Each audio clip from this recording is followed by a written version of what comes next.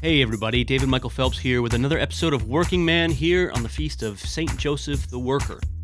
If you listen to this podcast, I'll bet dollars to donuts you already know that the Holy Father, Pope Francis, has declared this to be the year of St. Joseph.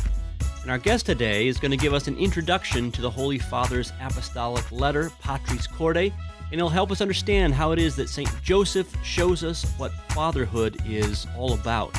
So without further ado, here is our guest, the pastor of Holy Rosary Parish in the Diocese of Gaylord, Michigan, Father Donald Libby.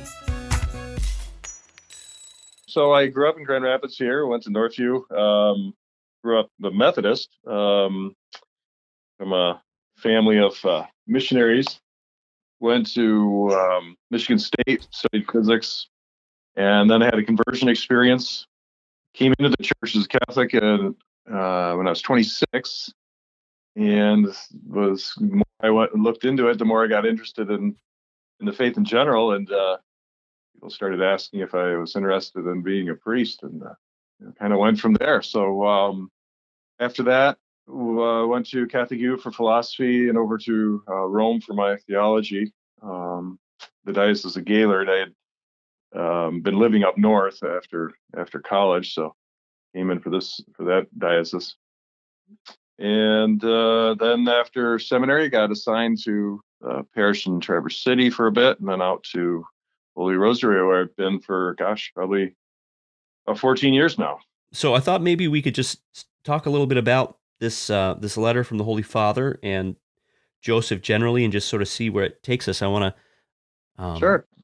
One of the things about this letter that really struck me was the number of times the Holy Father uses language like responsibility, or accepting responsibility, or accepting reality and taking responsibility. What do you suppose is the significance, if any, of that language showing up in a letter about St. Joseph today? I think the clear message that he's probably trying to emphasize is just the importance in our culture that, as it continues to fragment, of the importance of fatherhood. The idea of fathers taking responsibility as head of the family through laying their lives down, right, in the model of St. Joseph in such a beautiful way. But not just for fathers. I think it could be a model for anyone. The idea that we are here to work, we are here to sanctify work, and that when we are given leadership, when we are given that dignity, that there also comes responsibility. What do you think? What's our problem these days? I mean, why oftentimes the church will speak out when it needs to speak out about something, and while Pope Francis isn't preaching hellfire and brimstone here, there is a work of providence, I think, in declaring this the year of St. Joseph. What do you see as the problems being that something like a dedication to St. Joseph can help us see more clearly? Well, yeah, whether or not he was explicitly thinking of these, I think in God's providence, what it's so beautiful to have kind of raise up right now is, right amidst the complete breakdown of the human person, right, with the gender fluidity, the breakdown of marriage, redefining of marriage. What is a man? What is a woman, right? So I think at a very fundamental level, we have that going on right in the midst of the more decades-long disintegration of the role of the man in society in general, right? So he doesn't have to go out and kill the buffalo anymore, but what is his role as protector and provider, which is so radically shifted with the good, obviously understood correctly, of women in the workplace and these kind of things. What becomes the man's role? And so I think it's a real challenge to help us understand this. And I could see this perhaps being the start of a long process of raising up St. Joseph. Some have said that the last 150 years has been the age of Mary, going back to the miraculous medal and, of course, the Immaculate Conception definition, on and on. Maybe we're going to see an age of Joseph, with the need to understand how men are to navigate in this world. being a convert like me, I wonder if you have the same sort of enduring strangeness that comes with certain devotions. And I was not brought up Catholic either, and so I had to learn, you might say, the culture of devotion to saints, and of them, Saint Joseph is one that's frankly relatively new to me because he's such a quiet fella. And I wonder, do you see a growing interest in Joseph amongst your parishioners or those you associate with? Is this sort of always been there quietly? I see definitely a growing interest. Interestingly, I think more amongst my friends in the clergy, that you have young men coming into seminary who might not have had great role models as fathers. Now we're into this cycle that's been happening in the culture. And I think that is one area there has been a very marked growth of devotion to St. Joseph, and them then taking that out from seminary once they're ordained, and really trying to integrate that into not only their own personal lives, but to propagate it to those who also maybe have not had that role model. But it is definitely slowly happening in the laity as well. Obviously, this rise, we could go back to Teresa of Avila's, usually gets a lot of credit for the rise of Saint Joseph all the way back to then, and really had a beautiful devotion to him. So, but even that would be considered relatively new in the history of the church, right? I remember I was back in Rome starting my doctorate last year, and I think I might be wrong in this, but as far as like what we consider, more traditional or ancient churches in Rome, I think there's only two that are actually devoted to Saint Joseph, and one of them is just literally a hole in the wall, and the other one's kind of more on the outskirts. So it's kind of interesting. There definitely has been a movement, whatever you want to say, that started. But yeah, I think the year of Saint Joseph particularly is helping the laity in that movement as well. I've often thought that with all the troubles, even in the church, we have, for example, the scandals in the church that get all the press, we tend to analyze these in certain ways. But I've often wondered if some of these problems just aren't ultimately problems of fatherhood in the church, in the church and in the culture generally. What do you see as being, as a father, what do you see as the most important challenges ahead for fathers today? I really think it is this point of what it is. How is it supposed to manifest? You look back at ancient Rome, where the father could have his children put to death. His authority was so absolute. And it's interesting, in the Latin dictionary, the word adolescens, basically adolescence. You were an adolescent until you were 40.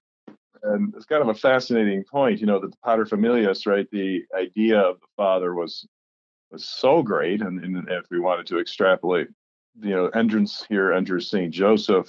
So you're saying that the quiet man, the silent man, the humble but just man, who works through actions, through his deeds, is like a complete contradiction, right? In a certain sense. I mean, there's definitely some similarities, but that regaining after the fall of that which had deformed man. If we remember back to Genesis, one of the effects of the fall for men was that idea that they would now dominate. They would use their leadership to dominate the woman instead of to lay his life down for the woman, right? This idea was radically transformed. The Catechism talks about that too. This is one of the main things that men have to fight against is what is proper leadership. It is that idea that, of course, Christ gave us through dying for his bride, laying his life down for his bride. So, okay, that's fine. We can look at that. But at the same time, we need men to be men. It doesn't mean that their whims are doormats either. And I think this is the great challenge is, okay, so what does it mean now? We got the paterfamilias model, and we've got, the silent, humble, laying one's life down. But somehow those two have to be molded into the idea of the just man who definitely leads decisively, as we see St. Joseph do, especially in this the article the Holy Father came out with. I think there's a great emphasis on he didn't always choose correctly. It's kind of interesting, right? He would use his intellect to make choices, prudential decisions, and then sometimes he'd get it wrong. Like we could go on for a big chunk on the whole putting Our Lady away quietly, but then he's instantly corrected by the angel, and he instantly changes course and speed. Right? As soon as he knows that whatever decision he was about to make is wrong, he humbles himself, takes it, and goes. Right? And I think this is one of the main characteristics that men need to have, is they need to be humble enough to know they have to lead in impossible circumstances, which this culture is, do their best to discern, make the prudential decision the best they can, and then if they need to be corrected, to take that correction well. It's fascinating in the Catechism. It says the woman represents God to the man. I'm always fascinated when I do marriage prep on that quote, because it's pretty strong words there. Now, obviously, not everything that comes out of the woman's mouth is from God, but the point being, the man has to be humble enough to listen to others, particularly his wife, but then he has to go ahead and make his own decision too, right? He's got to be strong enough. This is, for me and my family, this is what we're choosing. So yeah, I think that's the challenge in these times where there's no real pattern anymore for men to follow. Yeah, that's interesting, because the other thing, to leap off from that, the other thing about the Holy Father's letter that I thought was interesting was, before he starts talking of this notion of responsibility, he's talking about this willingness to sort of accept what's being given to you, and then facing it with hope and courage and creativity, right? So instead of saying I am the Lord of all things and all systems and everything will bow to me, there's a certain sense that reality will present itself to you, and you can either sort of accept it with hope in God, or you can rail against it. And the model he's pointing out here is that Joseph, obviously he has to learn how to do this with the angel. The first thing he tries to do is say, okay, I know what I'm going to do here, and I'm going to put her away. But then it's made clear, no, this is where I've put you. I've put you in this difficult reality. And then he moves to accept it and then take responsibility and sort of trust in providence. And I think that I think that for, especially maybe in the West, maybe that's not putting it right, but I think especially for us today, it's hard for us to imagine that there might be things out of our control that we may have to accept and respond to, as opposed to, everything should be good all the time. Everyone should have everything worked out all the time exactly right. You're right. No, I think it's exactly it. And again, we look at St. Joseph, just because, so we make our best prudential decision, follow it. And as you say, hope in God, our natural hope has to be purified, our hope in ourselves. And that's a lifelong process. And I think a lot of guys get tripped up on that because they, are honestly trying to do good, and they get crestfallen when it doesn't work out. And instead of, and what's happening there is a natural process of purification in our hope in ourself has to be transferred to God. And so just because Joseph was obedient to God the best he could doesn't mean everything was going to go well. And I think that's also a very important point. Okay, so I'm doing what God wants, and then I have to run to Egypt. And now I'm like, what am I going to do here? And how am I going to provide for my family? And this isn't going well, So I think the idea of everything's going to go well also is sometimes a myth about God's will. Yeah, no, yeah. Again, the Holy Father again talks us about this idea that he says here. I've got the section here. Joseph teaches us that faith in God includes believing that He can work even through our fears, our frailties, and our weaknesses. So it's this willingness to accept defeat, so to speak, in a way, and trust that even providence will turn that to good. But and I think that requires a particular type of, fortitude, right? We talk about fortitude and think of it as a particularly manly virtue, but to be able to, fortitude, classically understood, is not just accepting or being able to withstand difficulty, but being able to hold on to the good so firmly that you can withstand the difficulty and even the difficulty of failure. Yeah, yeah. And it's interesting because maybe even make a further distinction there that there's different kinds of fortitude. And I think a lot of men are good at, in the mid in the moment, they'll fight the battle, but it's the recovery when there's constant defeats. So in other words, the fortitude of perseverance, right? The long term fight. And if there's one word men don't like to hear, it's the word effeminacy. They just cringe even though they don't know what the word means. But the effeminate culture that's created at the heart of effeminacy is the problem of a lack of perseverance, is what St. Thomas Aquinas says. So, it doesn't mean they have to go, stick their chest out and go, bench a whole bunch of weight, etc. It means they have to persevere, and no matter what happens. And I think Joseph does a great job. Is that the writing of the Holy Father shows again and again, he meets failure with instant obedience. Okay, what are we doing now? Keep going. He doesn't get down about it. Doesn't seem. Even though there's real crucifixions in there. I mean, in Redemptor Custos of John Paul II, who was, wrote a lot of St. Joseph too. He talks, about this decision of Joseph and what it really meant to be put away. And I've also heard some other great talks. Father William Wagner did a great talk on that as well. But, when Joseph put Our Lady away, it meant complete destruction of his reputation in Nazareth, because it would look like he's just a schmuck who gets her pregnant and then leaves her.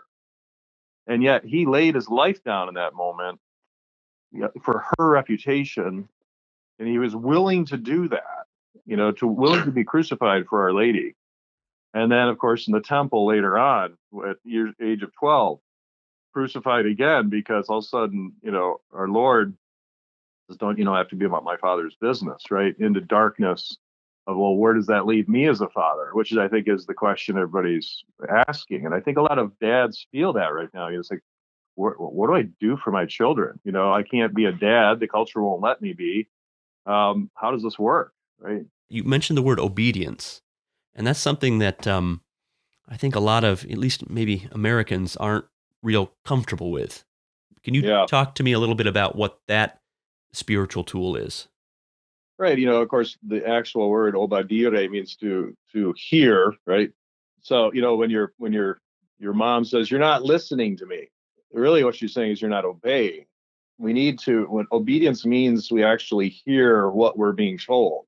So it's a fascinating point that we have to take seriously and really put it into effect. So, as you say, in our culture with our, a lot of ways, good qualities of independence and go get them attitude, sometimes that can work on the negative side, when we do really need to listen to what is being said and submit our intellects and wills to, whatever proper authority is speaking to us, and, submit is in the realms of prudential judgment, a lot of things. And of course, then with the whole submission of our entire being when it's issues of faith. So, I think this is a real issue for a lot of Americans, particularly. Interestingly, I think we've seen this fascinatingly played out in this last year with COVID. What does it mean to be obedient? I don't want to go down that whole rabbit hole, but just, the idea if something is asked of you, okay, even if you disagree with it, as long as it's not evil in itself, right? Okay, is this an issue of obedience? I do this for the greater good, even though I disagree with it, right? So it's kind of an interesting point. This whole notion of obedience, I think, is difficult because we have this issue of authority. What does that mean? What's true authority? What's phony authority? And that just sort of leads us back to this notion, in a sense, of sort of a thin view of fatherhood, parenthood generally, but fatherhood more generally. If we don't have an image or an experience in our mind of the true and properly executed authority of the Father, well, then authority itself becomes a problem. Obedience becomes a problem. I mean, it just cascades down. So let's talk about that then. I mean, what can men do to better live into the role that they're called to, that they may not have a good a good example of for them to mimic. I think they have to, realistically look at what is the authority that is over them in their lives, kind of name those places where there's authority, whether it's, a government legitimately elected, pastor, bishop, pope. What are the different authorities there, their boss, whatever it might be, because that actually, knowing those authorities and what really is their role within that, will then help define their authority with their children, and the principle of subsidiarity, right? So that their family, that'll actually help strengthen them to be able to be disciplinarians in the right sense, one that needs to be. The more we put ourselves under the legitimate authorities we are subject to, the better we can do and help other people being obedient in the right sense, not just, as fear mongers or, whatever else, the domination idea. But yeah, particularly with the idea of the fatherhood, they also have to know their faith. I mean, it's just that simple. They have to be able to know how to, as Joseph gives such a great model, make prudential choices based on information that is presented to them. And I think this is a huge defect, and there's been a lot of confusion on, simple points about how to choose a moral act in the moment. How do I make a choice? So they have to know their faith too, and it doesn't have to be super complicated. Well, they look at the catechism, this huge book, and but they have to be able to know the basics to be able to choose in that realm. Well, what have you found in your own pastoral work as a father? What are some things that this is something where I think there's more discussion to be had between fathers and then spiritual fathers. I wish there was a better way for those two groups to compare notes, so to speak. I've often thought it'd be interesting to have a book on fatherhood that was built off interviews with abbots of monasteries, for example. Like what can an abbot tell a young father who's newly married and has a newborn, right? I mean, what have you learned about fatherhood from your own spiritual father in your years as a priest? I think the big thing is in a nutshell, you go in as a young priest, full of zeal, and you all these things implemented. But what you run into, fairly quickly is this point that doesn't mean that your children are going to listen. Hmm. It's as a spiritual father, and particularly as a spiritual father, you really don't have any enforcement authority in a certain sense, right? If they're not going to listen, they're not going to listen, and they have to choose to do that. So it's different there from the father of family that actually can impose consequences, and needs to impose consequences, of actions that need to be corrected. I mean, you can exhort and different things, but so there's a great temptation, I think, for a priest, and I think for bishops too. Well, they're not listening to me anyway. There's nothing I can do. So the spiritual leader is faced with a challenge at that point of exactly in the sense of Saint Joseph, of doing it because it needs to be done, not because they're necessarily going to be listened to. And then that their self-love takes a hit, which I think is also the case with fathers. I think they go through this too. Well, my kids don't listen to me, so forget them. There's nothing I can do. Well, why were you doing it in the first place? Were you doing it because you wanted to be loved, or are you doing it because you're supposed to be doing this out of obedience for, out of love for God, the Father? So I think there's a purification that goes on there, both for spiritual fatherhood and actual fatherhood, of modeling, as Saint Joseph did, by example. When people aren't listening, and you still go ahead and do it the best you can. I've also noticed a fascinating point. I this is my own criteria, but I think there's three three stages in the priesthood. You start out as a priest, and you do liturgical functions and sacraments and things. But fairly soon the people start pulling that fatherhood out of you. Their baptism is conformed to your priesthood, and they just start sucking out your fatherhood in a good sense, right? It pulls it out of you, and you have to, start dealing with all the nitty gritty stuff that fathers have to deal. You can't just put it on autopilot. Mm. Say, okay, set this up now. You guys know what to do and do it. No, that's not how it works. And and because a lot of it is the actual interaction with the Father, right? It's nothing to do. It's like the little kid in class who raises his hand, and you call on him, and he doesn't have anything to say. He just wants the interaction with the Father, and as those little kids do, and that's our spirit is made for that. We're made just to be with God the Father. That's why the Holy Hour, taking the prayer time, showing up, just having the interaction is what's important. You don't have to necessarily get something done per se. And then the final stage I would say is, so that fatherhood gets pulled out. And then I would say then the pastor comes out. And the pastor, I think, is the final step in that. And what I mean by that is that there is a point where the people really are like sheep, and sheep don't like to be picked up. They bleat when they get picked up. When they're heading off a cliff, you just pick them up, and they might not like that.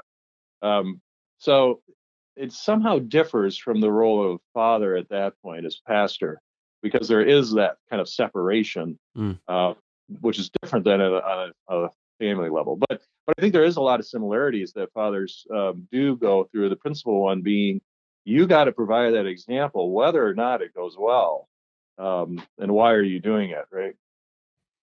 Yeah, and it's so much easier just to talk about it, isn't it? I mean, it's so much easier to say, do this, or, to be able to check off the list. Well, I told them this and they weren't listening to me. It's easy to be able to, the words are easy. Words are cheap, right? Which again brings us back to this St. Joseph, that he really doesn't speak much. He just sort of does. Yeah. And, and it's of course the model of the contemplative life that, while we're working, we should be thinking about God, right? That great interaction without words. They say in monasteries where there's complete silence, they actually get to know each other better than in monasteries that are, they can talk, because you actually get to know somebody a lot better in silence. Interestingly, so, words can be a shield, right? They can put on a persona that isn't real. So that's an interesting point. Yeah, especially on a podcast. I'm feeling suddenly very guilty. Well, I sure appreciate it. Is there anything else that you think maybe we haven't said, or might be said, if the topic is generally fatherhood or St. Joseph? Yeah, I think just that maybe the only point we haven't really mentioned anything about is the sanctification of work, the role of the worker, the idea of sanctifying the work and the dignity that comes from that. We looked at Joseph for that model, that we are redeeming the world. We are co-redeemers by just doing the ordinary, and the world, I think is making men feel so worthless because they don't value their work, because the world doesn't understand the sanctification of work. So, if you're not doing something great with your life, whatever that means, you're worthless, which is totally bunk, because Joseph went about doing his duties, but he was doing an enormous amount of sanctification through simply doing what was put in front of him. And I think that the devil particularly is trying to make men feel worthless these days by undermining that point. So men need to know the importance of, you get up in the morning, you're killing the buffalo is just doing whatever it is your work is. It doesn't matter whatever greatness means. The greatness is the sanctification, doing it well, offering it up for salvation of souls, and the sanctification of the world. Yeah, well, I think you mentioned this idea, we have this whatever, the great job, or I think often that just means the glitzy one, or the one that's out front, or the noisy one, or the one that gets a lot of talk. And again, we come back to the idea of we want the thing. I think we're trained to want to be honored publicly, to be famous, to have the job that's glitzy or flashy, when the reality is that as often as not, those sorts of positions are, I mean, if you're after the honor, you're not really doing the work. Yeah, so just for fathers to just get in there and just be with their children, be with their wife. I mean, that is just so important. And even if they feel worthless and they don't know what to say and everything else, neither did Joseph. He had no clue what to do most of the time. And I think that's why it's such a great model, to have that place, like you're saying at the beginning. you've come to him kind of late. I think a lot of us are, realizing there's a very particular place, just like there's a place for Our Lady. There's a very particular place in our soul for St. Joseph, and we need to find what that is and to develop it, foster it, and have confidence in that. As always, thanks for listening, everyone. We've not posted much here on Working Man lately since we have spent the last 4 months not only continuing to develop Carmel Academy of the Trades, but to run it as well. We have just concluded our first full official semester, so thanks be to God for that. Because of our delayed launch, thank you very much, COVID, we are making up a semester this summer so that we can be back on a normal academic calendar by the fall. So as you can imagine, things have been very busy around here. Hey, speaking of next fall, our next class of students is filling up. We've still got some seats open. So if you know a young man looking to be trained as a skilled tradesman while also living in a Catholic community of prayer, work, and brotherhood, I hope you'll send him our way. I gotta say, the young men who are here in our first class are a truly remarkable bunch of fellas. And between their hard work, their study, their humor, their improvised jiu-jitsu sparring matches on the lawn between classes, common prayer 3 times a day, well, the community they've established here is really something to see. And I know they look forward to having the next class join them this fall. So please, help us spread the word. Thanks again.